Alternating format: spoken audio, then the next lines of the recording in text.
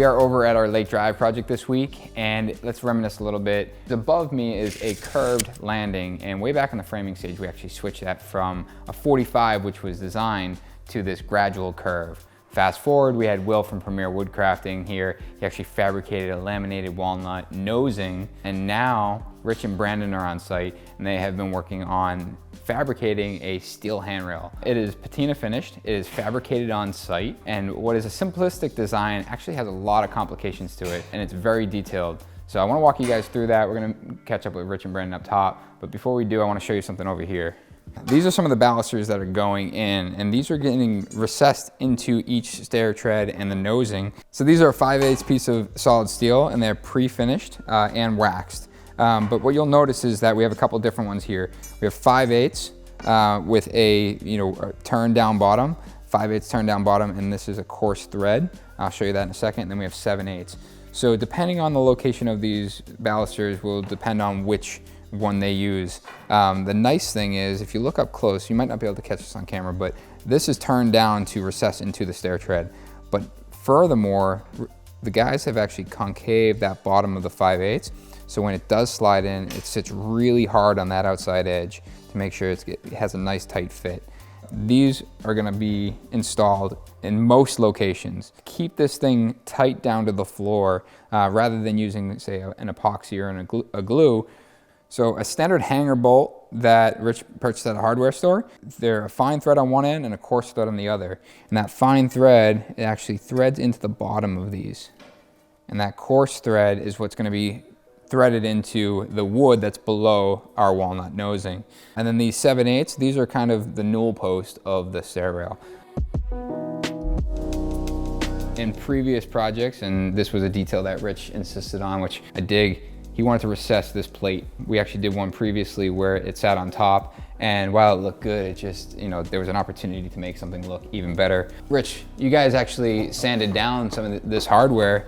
Yeah, those are headlock screws that we took all the manufacturer's marks off of, and then patinaed them to match the same finish. Because someone had asked, I think on our Instagram, where we got that hardware. Yep. It's a headlock from Fastenmaster. Yep. And you just prettied them up. Yep. Turned them down. So this is kind of the first run right here. We have one wall mounted. Real quick, let's talk about the details here. How is this connected to our wall? I'm looking at a really clean detail of just this screw, but I know it's more involved than that.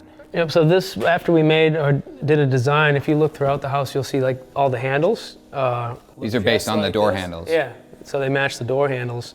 And then the bevel on that matches the bevel on this. But this is just a standard headlock, again, same as over there, that we turned down to fit inside this hole.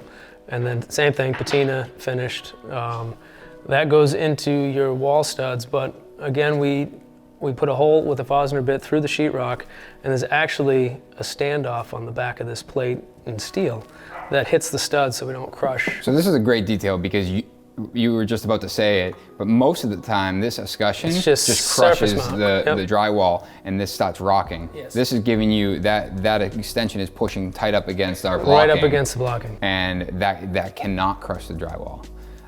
He kind of brazed over this, but these bevels you actually do by hand, right? Hand, yep, they're all done by hand with a 4.5-inch angle grinder. I love this handrail, but we're working our way up to the more complicated stuff. Yeah. So this one starts with anchoring it down at this point. And are all these pre-cut in the shop? No, these are all done. So because of this, just with any build site, you'll have variances in how the treads lay and how stuff settles. I'm telling you, they're perfect. I will tell you that your stairs are amongst the best that we work on. Even Brandon said it, and he's from the other side of the country. But yeah, no, so just to really and then if you look under here, there's no gaps between any of these. A lot of this stuff. So everything is one by one you're using. I made this fixture, right? So for instance, you would take this, and this comes down, and adjust this. So this is a tool you made in your shop? Yeah, and then you just bring it right into where you'd have to be, you put a level on it and plumb it out, tighten that, and then if I measure from here to here, that gives me my spindle length.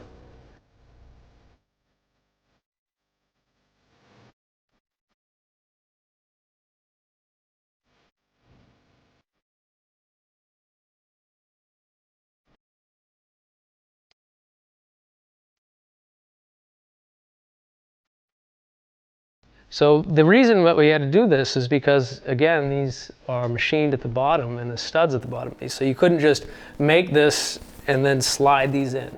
Yeah, because in the past we've actually done it where this is consistent, and if this is 5/8, which it is, we would drill a 5/8 hole, and you can kind of fill that with epoxy, move it up and down. We don't have that option here because you wanted that nice, real tight fit. We did, and not the blowout or the tear out in the wood. And it makes a nicer, cleaner connection at the floor. So I had mentioned it before, but some of these are just placed in, and there's some threaded ones. Yeah, and within every run, we kind of pick, depending on where it is. Well, all the main posts, the 7/8 posts, are all threaded, and then there'll be like a pair in here, and then there's one up here. You basically are working bottom up. Yes. And now we're into the upper section here. You want to be on camera? I had alluded to how this was changed in the earlier part of construction. This was going to be a 45. We all can agree that this is far better.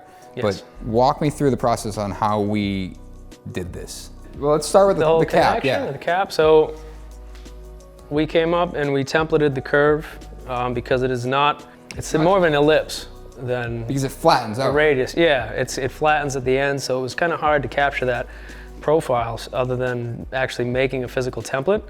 So we made the template, we brought it back to the shop, and then we laid out a 90-degree grid and measured every 2 inches down in the X and Y. And then once we had that scale, we then came down and measured out to see exactly the growth rate of this in its distance from 0 until we got all the way across. And then I took all those numbers and put them into the computer and generated this cut profile.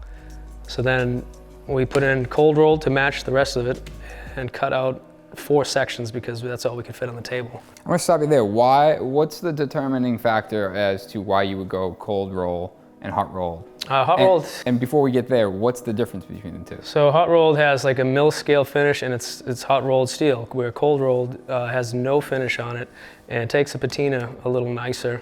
It's a cleaner product. It's a little bit more true to size. All the edges are crisp and concise. So it kind of starts off kind of like what we like to end up with. So it's easier, it's kind of a better product for that, in this for case, architectural railings, yeah. I like it. I like to use, and if you're going for something really rustic and you're going to leave your welds and you're going to show just. Because this is probably a little bit more expensive too, right? Yeah, it's a little bit more. For a nicer end product. Yeah, but you get a lot more consistency or consistent of a finish, I think, with the cold rolled. So this is one big piece of steel that you cut out? 4 pieces graphed together. And then, which I think even if you show us where, I don't think we're gonna see it. And there's a ton of with whether you use laser or high definition plasma, and we used high definition plasma, you will still get, and I get some really nice cut quality. You'll still get a little bit of curve and some cut lines. We probably had 2.5 hours into finishing this edge so that it matches all the cold rolled straight edges, because you'll see there's obviously no cut lines on those. Those are cold formed. Mm-hmm. And this is cut. So if you say we, so that's you and Brandon, from Blend Fabrication. Yep. So you prefabricated this offsite. Offsite. Brought it on site. You laid it on the floor. It was perfect. Dead perfect. Perfect. And now you're in the process of installing these balusters. Yep. Which we were all concerned on the strength of this. I think we can all attest to the fact that being on the outside of that curve, there's a lot of strength here. Another detail, we don't have any wall plates here or down there. So typically we'd have a block in there. Blocking, or we'd have to cut away the plaster. How is that connected to the wall? So again, we used a headlock fastener. Fasten Masters are going to be all over this video. They are. Besides the fact that we're grinding off their logo. Yeah. Drove the fastener into the wall and then cut it off to have a stud. Cut the head off. Head off, exactly. And then at the end of each connection before it hits the wall, we bore a hole in there to determine depth, and then drilled and tapped. So this is sliding over that. That slides into that stud. Yep. And then you turn in the set screws that were also drilled and tapped. So there's 2 set screws under here. Yep. And that's just creating pressure right against that stud. Yep, so it doesn't pull out. And then once that's laid in, then we drop this down, and then we start tacking out. So again, here we have, kind of mainly drop-in balusters and then some threaded. Yep. And that's, again, to prevent me from ripping this out of the floor. It just added a little bit of rigidity because we didn't use epoxy.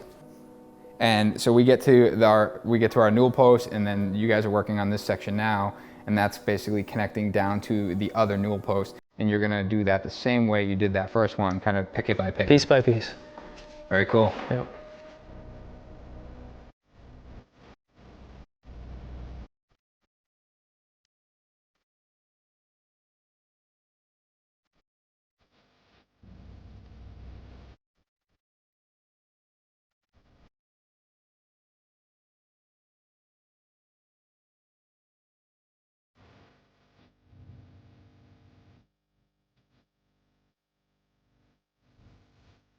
Well, as always, guys, we appreciate you watching. Make sure you hit that subscribe button and turn notifications on so you get notified when a new video comes out.